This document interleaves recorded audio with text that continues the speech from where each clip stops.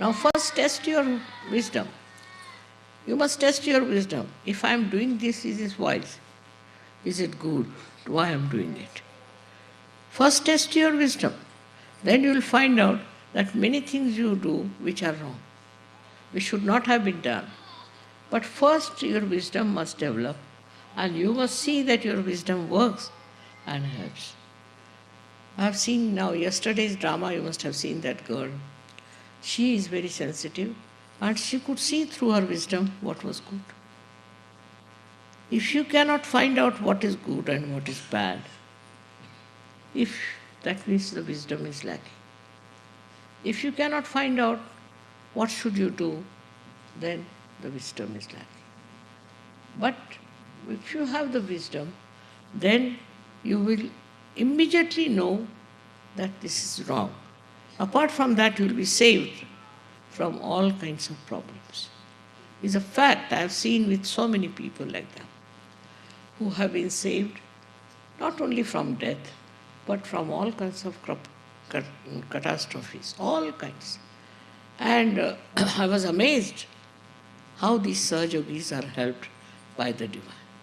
Divine is a power. Everywhere it exists. But it will only help the people who are Sahajogis, who are divine, not the people who are not. It will never help. On the contrary, it might punish in a way that is never expected. So one has to be careful to test oneself, what I call introspection. Have you been wise in dealing with certain problems? What has been your style? Is it money-oriented or it is domination-oriented? What sort of a power it was that you were working under? You have to introspect to find out. And you'll be amazed, very much amazed, that even in the name of God you can do wrong things. Lots of wrong things have been done in the name of God, and that's why today we have such a big chaos of so-called religions. Well, nothing wrong was religion, was with the religion as such, and those religious people who talked about it, nothing wrong. But the way people absorbed it and the way people used it was wrong, because they lacked his wisdom. And the wisdom is the thing which really is not just assumption that I am very wise and all that, but it asserts, it works out, and it shows what is good and what is bad. Wisdom is the sign of a person who is really a realized soul of a very high level. If you don't have wisdom, whatever you may do, you might feel satisfied about it. But the wisdom part is very, very important. That is the most governing part within us. And as you know, Ganesha is the giver of wisdom. That's why Ganesha must be worshipped.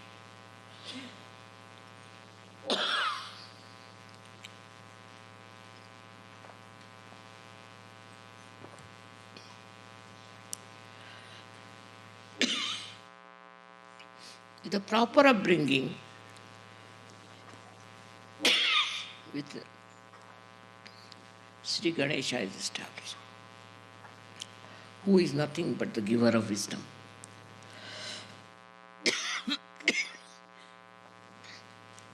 And this wisdom is innate. You don't have to judge it. It's innate within us, grown up, just like any other qualities in us. It takes time with some people. It takes time, no doubt. But once it comes in, such a person becomes quiet, simple, and absolutely truthful. He knows about him. And this is the thing one should develop is, how far am I wise? You see in this world people are protesting for this, protesting for that, fighting for this, doing all kinds of things. But if you have wisdom, then you don't have to do anything of the kind. What happens that automatically people understand. that he is a wise man. From ancient times, everywhere, a wise man has been praised. He is not worried about his financial side or emotional side, nothing. What he is worried, have I been a wise person? That is the first sign of the blessings of God. The one who has blessings of divine is a wise person. He is very wise, and his wisdom is shown by his silence. And the whole power, the divine power, uses that person as a media and works tremendously. That man himself is surprised how it has helped him. A woman can have that, a man can have it. Anybody can have that wisdom, that profoundness, that temperament, which is so beautiful and so empowering. Such a person doesn't curse anyone, doesn't bother to curse anyone, but it works. He never gets angry with anyone, but it works. He doesn't lose temper, no. But some temper works and harm you, which you never expected. It is within us, within our power as human beings, to be wise. I have seen animals have such a sensitivity to vibrations, extremely sensitive. How? Because their wisdom is intact. It works in them, they are not conscious of it. The difference is human beings are conscious of their wisdom. This is the only difference. Animals have wisdom, but automatic, we should say natural. But we have inculcated this, or we have developed this wisdom within us. Through what? Through our meditation, through our understanding bhakti and shraddha. So it's very important to understand the value of bhakti within us. You cannot superficially touch it. Those who are superficial will never get it. Wisdom only comes through understanding what is wisdom is. You might find somebody extremely wise, maybe your servant, maybe your driver, maybe anyone, and you are amazed how such a person can be so wise. Because maybe from his last life he has got it within him, or he has gone into it and he found it. It's not the state of one person, it's not the property of one person, but it can belong to many of them. So the Sahaja-yogi is the one who has to have that wisdom. Why I am doing this? What is the need to do it? They don't have to ask any questions. They just don't do wrong things. They just don't do wrong things. They are always on the right path. That is the sign of a Sahaja-yogi, I believe, and which is the blessing of the goddess. If there is the power of the goddess working in you, you will have the wisdom to work it out. Now you have seen many people coming to America, doing all kinds of things. They all have disappeared. There's no support to them. Where are they? They are finished. Because they are money oriented or power oriented, I don't know what they were oriented. And they have lost it. But for a person who is standing in his wisdom, is the sage as they call him, is the saint as they call it. But this can be, every Sahaja-yogi could be a saint, could be a sage. Every Sahaja-yogi could be that. But if you lose your wisdom, then you are no good. So I have to tell you one thing, it's your wisdom which will save you. Your wisdom will unconsciously help you. There was one gentleman, Sahaja-yogi, once he was going somewhere in the car, and suddenly he decided to go on to another road, suddenly. And what happened, that on that road there was a very big accident and he would have been in that accident. Like that, there are many incidents people have told me, Mother, how we were saved, how we were brought to the brink of death and then how we are just alive. It is because the divine needs you.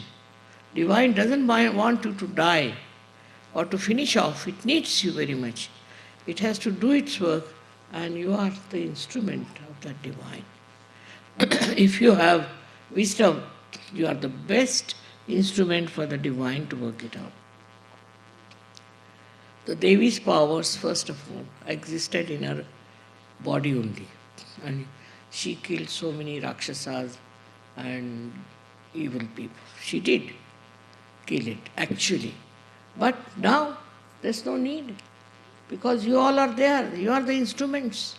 And it will all work out in such a way that all those people who are trying to destroy goodness, trying to destroy wise people, they will be killed. They'll be finished. They'll be destroyed. This is not to be done through any outside instrument or anything. It's your wisdom is the biggest instrument that will work it out. Do you know, when I came to America first, I saw such a horrible thing here, that people were running after some horrible gurus. And I never came. After 9 years I came. Because I said, these people are mad. How do they follow these horrible people? And why do they believe into? They have no wisdom to understand what is the truth is like. And it works out now, today. You can see there are so many people here. So that is what is the wisdom part. And if this wisdom comes to Americans, they'll come to Sahaja. Not only come, but they will grow into it. But the wisdom will be to see what are we going to do, what are we going to get, what is our aim. All these things must be brought to them, which is not done normally. We must talk to them and we must tell them, what is within you is the spirit. You should become the spirit. Every one of them has said so. So why not do that? And why not become the spirit? So they will themselves feel, yes, that's true. She said that you should become the spirit. They'll go to church, they'll go to temples, they'll go here, there, so not understanding why they are doing it. They need some sort of a protection. That's why they go. But this protection comes from your spiritual status. Where do you find as far as spirit is concerned? Those who have enjoyed the spirit, I've seen, do not deviate from the right path. But those who haven't, they may call themselves Sahajogis, anything, but they can be very wrong. So first of all, find out about yourself. If you are a real Sahajogi, if you really want to be an instrument of this power, then what you have to do is to become full of bhakti and shraddha for that. And this bhakti and shraddha is very joy-giving, I know. It never makes you tired, it never troubles you, nothing. But it's very nourishing and beautiful. But it should be at the right place, with the right aims and right understanding. For all that, what you need again is wisdom. And you should try to find out, are you wise enough? Are you wise or are you not? It's very difficult for every human being to find out whether you are right or wrong. Because you see the effects of this wisdom all around. So the bhakti and shraddha to the goddess definitely gives you wisdom. We have had some people in India who did lots of bhakti, so-called, and showed lots of shraddha, but they were not. They were not. Just they were talking about it or doing all kinds of things about it. But they were not. So wisdom is something, a very innate quality, very innate. It's not superficial. You cannot just say that this person is wise or not. It shows that just like a power, it's a power of understanding and is supported by the power of the goddess. So she is the giver of wisdom. This is the biggest quality of the goddess, that she is the giver of wisdom. And wisdom comes as a part of the evolutionary process. Now she's brought about all the evolution so far, and to go further, she is going to make you a very wise person. Even an ordinary sage in a village, in a far-fetched places, is respected, if he is a real sage. But he is a stupid fellow, what can you do? He may befool you, may do all kinds of tricks and things like that. And then, does he get anything good for you? No, nothing. So first thing is, anybody who is supposed to be your guru or supposed to be the person who is guiding you must have bhakti. Bhakti of the goddess. Very important to understand. Modern things have come to such a limit that they have no respect for the goddess. No, they don't even talk about the goddess. And they just talk about something which cannot be explained and understood. If they talk about Christ, they won't talk about him, that he's the one who said at the cross, "Behold the mother." What was the need to say that? Because he didn't want his mother to get into trouble. But he said, "Behold the mother." That means look out for the mother who is going to come. They all have indicated and they have said so. But still we are busy with our own ego and our own understanding, and we run after things which are not real. First of all, you must follow only thing that is real, not unreal things. For that also again you need wisdom. I think for that you need wisdom very much more. And that is something, whether you have the wisdom first or you have the blessings of the mother, it's between the two. So I have to tell you one thing, that before you people start spreading Sahaja Yoga, please judge yourself. Just see if you are wise enough. Also see for yourself if you have the blessings of the mother. Only the wise are the people who know whether they have the mother's blessings or not. For that, we have so many ways of understanding.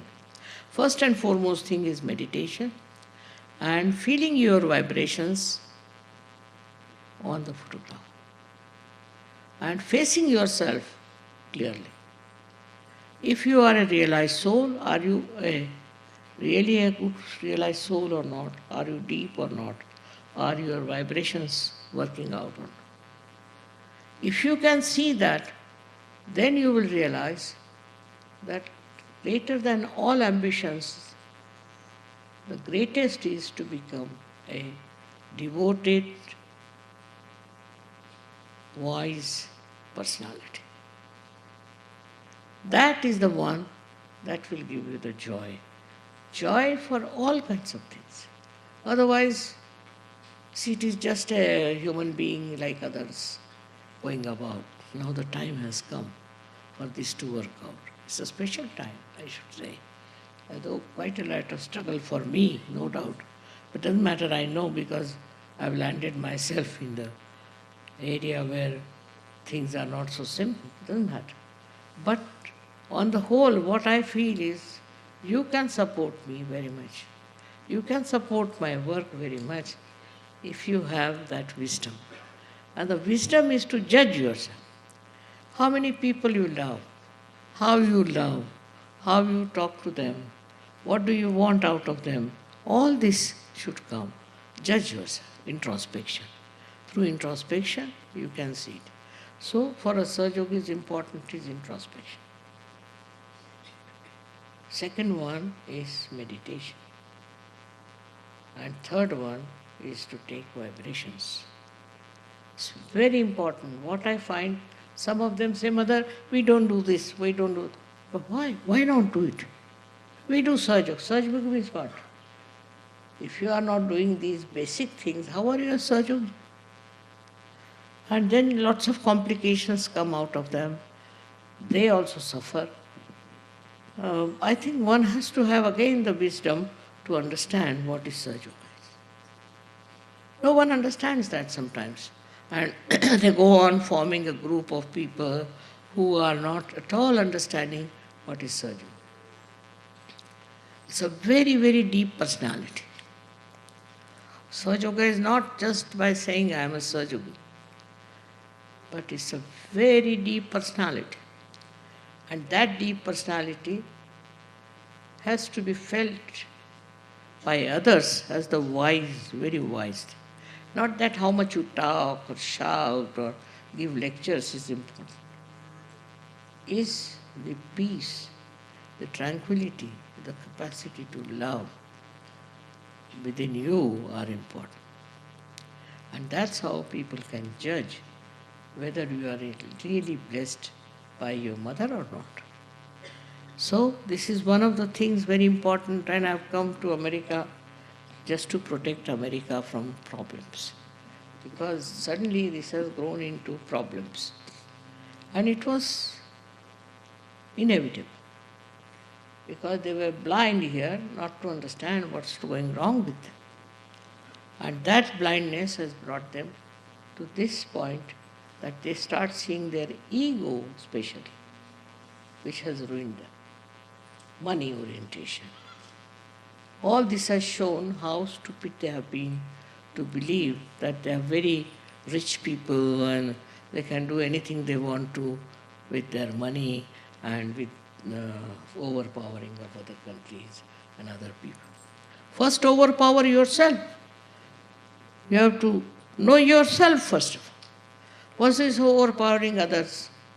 Those who do not know how to overpower themselves are always miserable, always in trouble, because it reacts. If you try to overpower others, it reacts. For that, you have to be absolutely introspective. Again and again I have been saying this, that introspect. Of course, I must say, so many good Sahajogis have come out now and they have worked it out. And they are very good, simple, wise people. It's such a great hope for me. I never expected I'll work it out that good. But it has worked out. And always, always, you must know you have that power within. And they must use that power and not fall a prey into nonsensical ideas. Thank you very much.